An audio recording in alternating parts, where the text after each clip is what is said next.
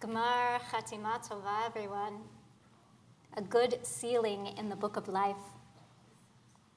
Have you ever played that game with a toddler where you make a tower out of brightly colored stackable cups, and then the toddler knocks them down? Most kids love this game. They want to see the tower built over and over again, only to knock it down. From their point of view, the whole reason for the game, the whole reason for building is to knock it down. And they don't despair when it falls because they're confident it will rise again. But somewhere along the way in our development, we begin to worry a lot about our towers being knocked down. We don't love the idea of having to start all over again. And we forget that life is a cycle of collapse and restructure. The idea of tearing down and building up appears in the Torah at the dedication of the tabernacle. In Parshat Shmini, it depicts a 7-day period of dedication before the tabernacle went into use. And during those 7 days, the priests practiced taking down the tabernacle and building it back up. It was a dress rehearsal for the real thing. You see, the tabernacle hadn't been consecrated, and its components still weren't sacred yet. So, if you're gonna make a mistake, this was the time to do it. On the 8th day, Leviticus chapter 9, verse 6 says, "The whole community drew near and stood before God. Moses said, 'This is what God commanded that you do, that the presence of God may appear to you.'" What exactly is the this that is required for God's appearance? The Slonimer Rebbe, who was born in Belarus and immigrated to Israel in the 20th century, says exactly what I just told you about the toddler's tower. You tear things down to build them up. He taught that this process of tearing down and building up can be expressed in one simple word: tshuva.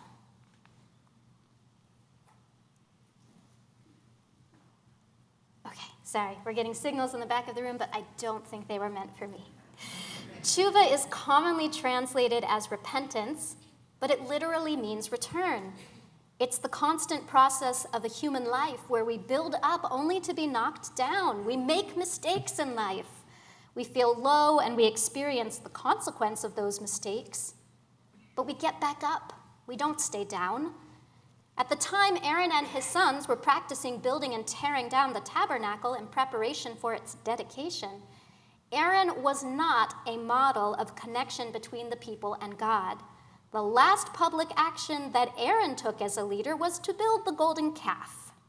He's making his big comeback after a resounding public spiritual defeat.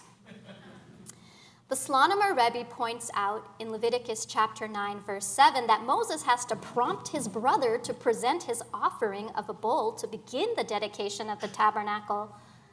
Aaron is hesitant to make another mistake after his last failure. But in the words of Psalm 51, true sacrifice to God is a contrite spirit.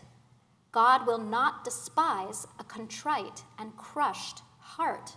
And furthermore, the Slonimer Rebbe points out that the oil used to light the lamp on the day of the tabernacle's dedication is beaten, crushed olive oil. We don't crush the olives so they will be damaged.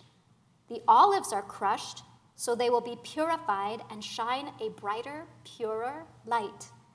Aaron was chosen to be the high priest not because he was perfect, but because he was the kind of person who could step into a role of spiritual leadership again after having made the sin of the golden calf. Like the olive oil, his crushing defeat caused him to shine more brightly. He learned from his mistake and became a better person and leader because of it. And so on the 8th day, Aaron initiated the tabernacle by making the first official sacrifices there.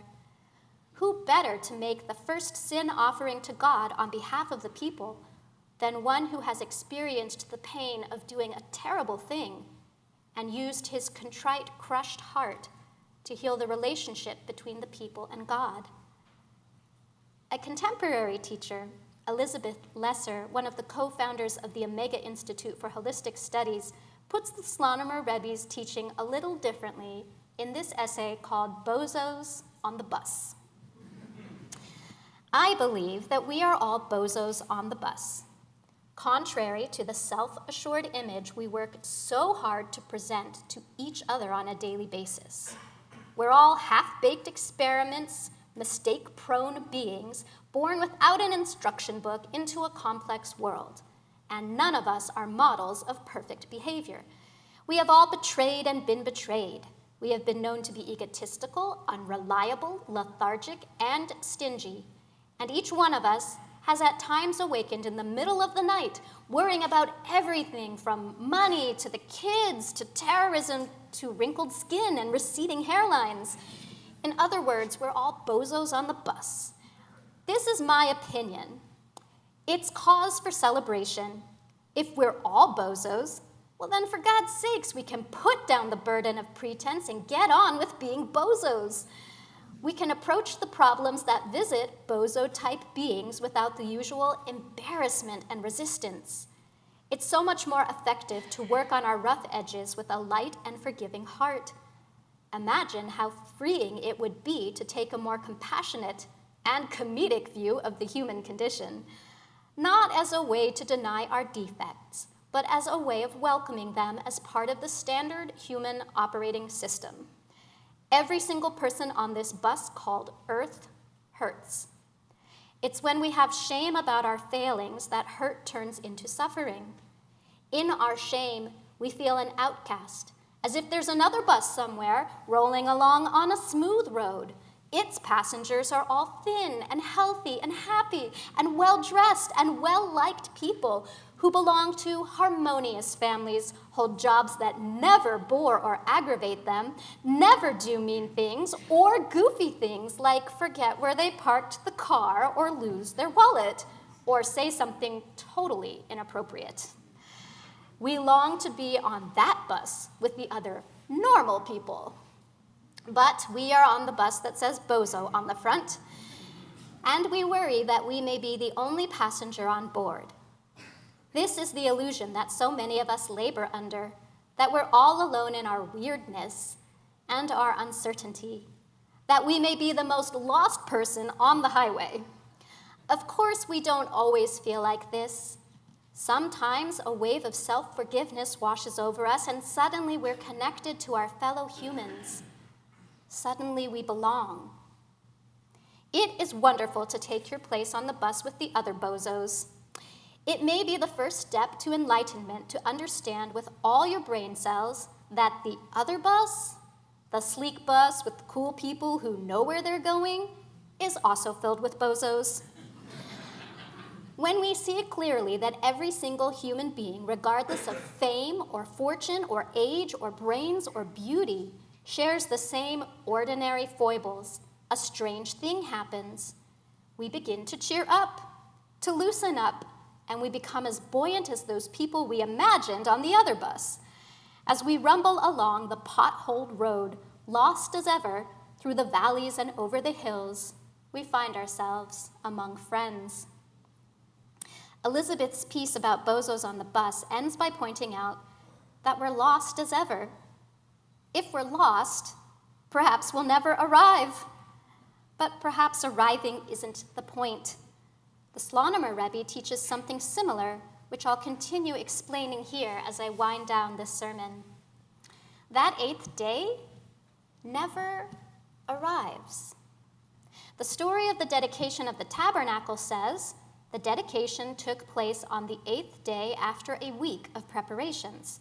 For 7 days, the Kohanes practiced constructing the tabernacle, and on the 8th day, they finally dedicated it. But the Slonimer Rebbe points out that in our week, there is no natural 8th day. We start with Sunday, and there are 7 days of the week before we cycle back around to Sunday. Our 8th day never arrives. We have to create it, teaches the Slonimer Rebbe.